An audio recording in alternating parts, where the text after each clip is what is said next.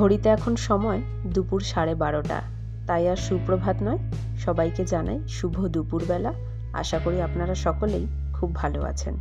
বেলা তো প্রায় অনেকটাই গড়িয়ে এসেছে, এবারে আর রান্নাতে দেরি করলে তো হবে না, তাই চলে এসেছি রান্নাঘরে। আর এদিকে বসিয়ে নিয়েছি চিকেন, আর এখানে হচ্ছে রাইসটা। সব ধরনের গরম মশলা দিয়ে দিয়েছি, আর দিয়েছি কয়েকটা চেরা কাঁচা লঙ্কা, একটু গোলমরিচ, নুন আর একটু তেল। এতে ভাতগুলো কিন্তু বেশ ঝরঝরা হয়ে যাবে। আজকে বানাচ্ছি চিকেন বিরিয়ানি। একদমই সিম্পল রান্না, কিন্তু স্বাদটা বড্ড বেশি। এখন বিরিয়ানিটা এতটাই ফেমাস হয়েছে, এমন কোনো মানুষ খুঁজে পাওয়া যাবে না যে সে বলবে বিরিয়ানি তার অপছন্দের একটি খাবার। সাধারণত রবিবার দিনে এই সমস্ত খাবারগুলো হয়, কিন্তু আজ ছিল শুক্রবার। স্টিহানের বাবার অনেক দিন ধরেই খেতে ইচ্ছে করছিল, তাই কালকেই চিকেনটা এনে রেখে দিয়েছিল। সকালে উঠে আমি ঝটপট করে চিকেন বিরিয়ানি সমস্ত জোগাড় করে নিয়েছি, আর এখন বানিয়েও নিলাম। দুজনের খাওয়াও কমপ্লিট। ছেলেকে বাবার কাছে বসিয়ে যাচ্ছি একটু নিচে। এখানে অনেক কারি পাতার গাছ আছে।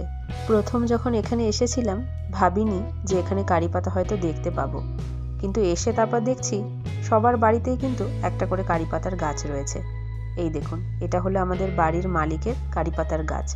এখন তো এখানে প্রচণ্ড ঠান্ডা, পাতাগুলো একটু একটু কুঁকড়ে এসছে। আর ওই দেখুন, আমাকে নিচে আসতে দেখে দুজন মিলে আবার ব্যালকনিতে দাঁড়িয়ে পড়েছে। যাগ্গে চলুন, যেই কাজের জন্য এসছি কাজটা করে ফেলি। নেব দুটো কারি পাতার ডাল। পাতাগুলো তো প্রায় মরে মরেই এসছে, কোনটা নেব আর ঠিক করে উঠতে পারছি না। দাঁড়ান, এই সাইডে দুটো ভালো ভালো ডাল দেখেছি, এই দুটোকেই বরং ছিঁড়ে নিই। ব্যাস, চলুন, হয়ে গেছে। যেই উদ্দেশ্যে আসা কাজটা কমপ্লিট করে ফেলেছি। এই দুটোতেই হয়ে যাবে। সামনেই গাছ রয়েছে, একগাদা নিয়ে গিয়ে ঘরে শুকিয়ে যাবে। চলুন এবার পায়ের জোর বাড়িয়ে টপাটপ করে ওপরে উঠে পড়ি, নয়তো ছেলে আবার বাইরে আসার জন্য চিৎকার শুরু করবে। কাপড়গুলো উঠিয়ে নিই। আকাশের অবস্থা দেখেছেন, একদম মেঘ হয়ে গেছে।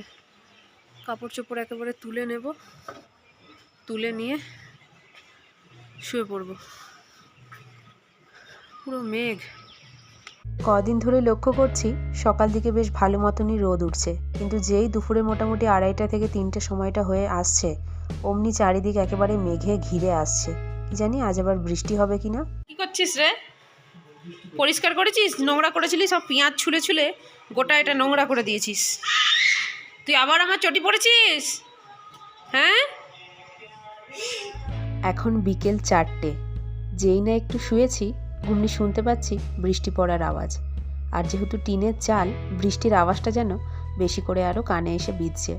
অমনি ঝটপট করে উঠে এলাম ব্যালকনিতে। আর বাইরেটা এসে দেখছি বেশ সুন্দর দেখতে লাগছে।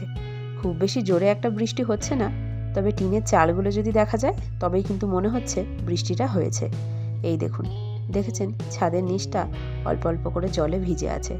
এখনো পর্যন্ত বৃষ্টি পড়ছে, কিন্তু জোরটা অতটা নেই, তাই হয়তো বোঝা যাচ্ছে না। আকাশের এপাশটা মেঘে এখনো ভর্তি হয়ে আছে। জানি না এর পরে আরো জোরে বৃষ্টি নামবে কিনা। যাগ্গে চলুন, কম্বল ছেড়ে উঠে এসছি, আর বেশিক্ষণ দাঁড়াতে পারলাম না, গিয়ে আবার ভেতরে ঢুকে পড়তে হবে। এখন সন্ধে 6:30। শ্রীহানের বাবা একটু আগে ডিউটিতে বেরোলো, আর আমিও উঠে এলাম সন্ধেবাতিগুলো জেলে আবার ঢুকবো একটু রান্নাঘরে। ওই যে মনে আছে দুপুরবেলাতে কারি পাতাগুলো এনে রেখেছিলাম, এখন গিয়ে সেটারই ব্যবস্থা করব।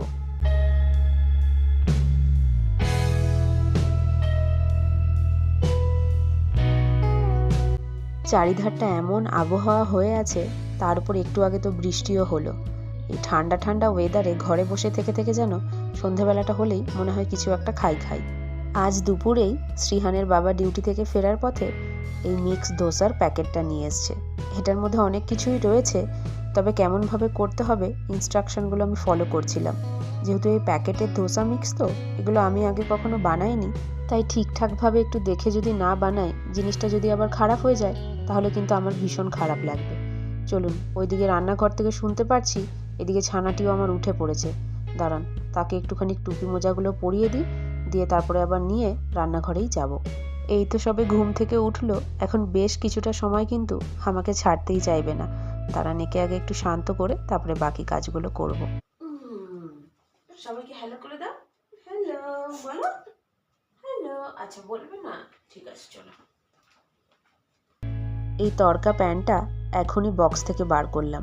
বানাবো একটু বাদামের চাটনি, তো ভাবছি এটার মধ্যেই করে নেব। বাদামগুলো এর মধ্যে একসাথে দিতে গেলে বেশ অনেকখানি হয়ে যেত, একেবারে নাড়ানোই যেত না। তাই আর কি একটুখানি আদা, রসুন, পেঁয়াজ, কাঁচা লঙ্কা এগুলোকে হালকা ভেজে আগে তুলে রেখে দিলাম।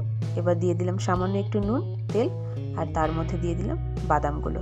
ব্যাস, এর মধ্যে এবার ভালো করে এগুলোকে ভেজে নিয়ে তারপরে ঠান্ডা করার জন্য রেখে দেবো। চলুন, হয়ে গেছে বাদাম ভাজা। এবার এটাকে রেখে দেবো মিক্সির বাটিটার মধ্যেই। ঠান্ডা হয়ে গেলে এটার ভালো মতো একটা পেস্ট করে নেব। আর এবার অনেকক্ষণ তো হলো, অনেক কাজবাজ করলাম, এবার একটু চা না খেলে মাথাটা আর ফ্রেশ হচ্ছে না।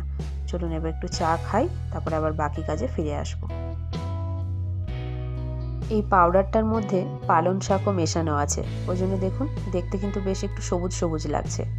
আর এর মধ্যে বলা হয়েছিল টক দই দেওয়ার জন্য, আর টক দই যদি খুব কম হয়ে থাকে তাহলে সামান্য একটু জলও দেওয়া যেতে পারে। তো আমি মোটামুটি অল্প করেই টক দই দিলাম, তার সাথে আবার একটু জলও মিশিয়ে নিচ্ছি। দেখি এটাকে আগে ভালো করে ফেটিয়ে নিই, দেখি কতটা কি হয়, তারপর লাগলে আবার বাকিটা না হয় দিয়ে দেবো।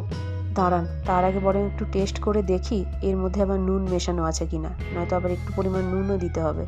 না, নুনটা ছিল, বুঝলেন। চলুন, হয়ে গেছে মোটামুটি এইরকম একটা কনসিস্টেন্সি রেখেছি। একটা করে দেখবো কতদূর কি হচ্ছে, তারপর যদি লাগে একটু আরও না হয় পাতলা করে দেওয়া যাবে। ব্যাস, এটা এবার থাক। এবার বাদামের চাটনিটাকে বানিয়ে রেডি করি।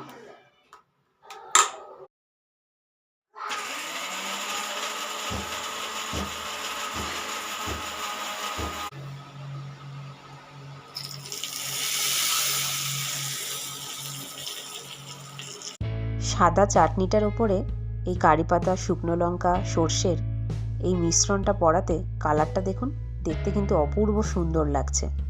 চলুন এটাকে এবার সাইড করে রাখি। শ্রীহানের বাবা আসার আগে বরং একটা দোসা আগে বানিয়ে ট্রাই করে দেখি কেমন হচ্ছে। প্যানটা বসিয়ে হালকা গরম করে নিয়েছিলাম, তারপর দিলাম সামান্য একটু তেল, আর তার উপরে একটু জলের ছেটা দিয়ে প্যানটাকে বেশ ভালো করে মুছে নিয়েছি। চলুন এবার ব্যাটারটাকে দিয়ে দিই, আর দোসাটাকে বেশ ভালো মতো করে ছড়িয়ে দিই। এই দোসা না ছড়ানোটা আমি খুব ভালো আবার করতে পারি না।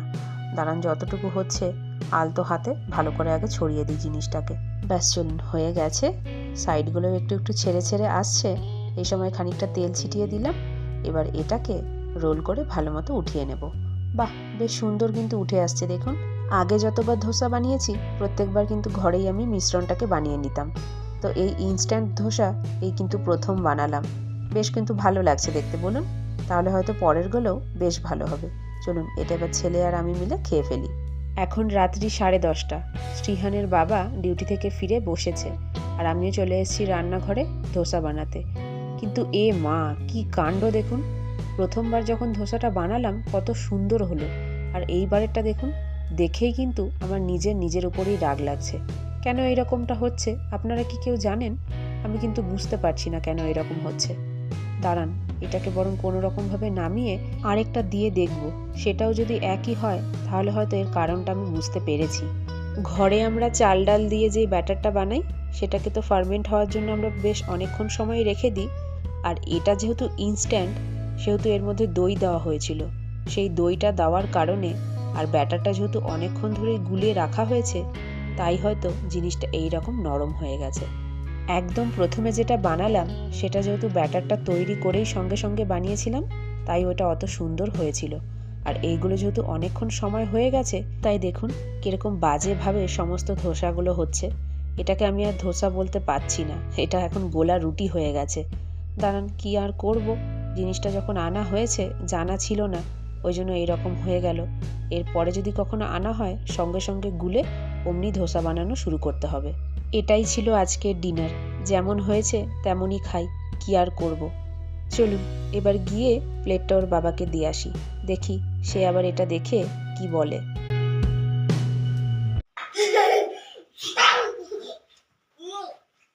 কি গো, কেমন লাগছে খেতে? ভাল লাগছে?